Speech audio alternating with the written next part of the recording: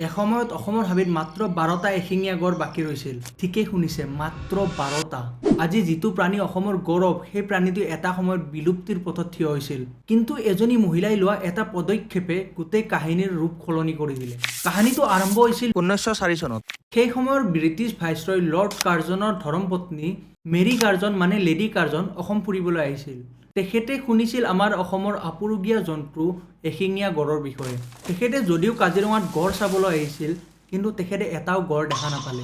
আৰু সেই ক্ষণতে তেখেতে উপলব্ধি কৰিছিল যে এই প্ৰাণীটো প্ৰায় বিলুপ্তিৰ পথত। এই ঘটনাৰ পিছতে আৰম্ভ হয় গড় সংৰক্ষণৰ প্ৰচেষ্টা আৰু পৰৱৰ্তী সময়ত কাজিৰঙাক সুৰক্ষিত অঞ্চল হিচাপে গঢ়ি তোলা হয়। কিন্তু গড়ৰ বিপদ ইয়াতে শেষ হোৱা নাছিল। কাৰণ কিছুমান দেশত গড়ৰ খৰ্গক ঔষধ আৰু আভিজাত্যৰ প্ৰতীক হিচাপত গণ্য কৰা হয়। গতিকে আন্তঃৰাষ্ট্ৰীয় বজাৰত গড়ৰ খৰ্গৰ মূল্য আকাশচুম্বী আছিল। সেই লোভে গড়ক পুনৰ মৃত্যুৰ দুৱাৰলৈ ঠেলি নিছিল। তাৰ পিছত আৰম্ভ হৈছিল এখন দীঘলীয়া যুদ্ধ। এই যুদ্ধ আছিল চিকাৰীৰ বিৰুদ্ধে, এই যুদ্ধ আছিল বানপানীৰ বিৰুদ্ধে, আৰু এই যুদ্ধ আছিল বিলুপ্তিৰ বিৰুদ্ধে।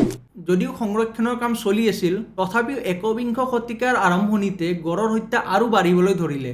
তথ্য অনুসৰি 2000ৰ পৰা 2021 চনৰ ভিতৰত প্ৰায় 190টা গড় হত্যা কৰা হৈছে। কেৱল 2013 আৰু 2014 চনতে প্ৰায় 27টা গড় হত্যা কৰা হৈছিল। আৰু ই আজিৰ দিনলৈকে 2টা বছৰত হত্যা কৰা গড়ৰ সংখ্যাৰ আটাইতকৈ বেছি। পৰিস্থিতি আকৌ ইমান ভয়ানক হৈ গৈছিল যে অসমৰ মানুহে আকৌ এশিঙীয়া গড়ক লৈ চিন্তাত পৰিছিল। কিন্তু তাৰ পিছত চৰকাৰে ভৱিষ্যতৰ ভয়াৱহতাৰ বিষয়ে বুজ লয় আৰু কঠোৰ সুৰক্ষাৰ ব্যৱস্থা কৰে।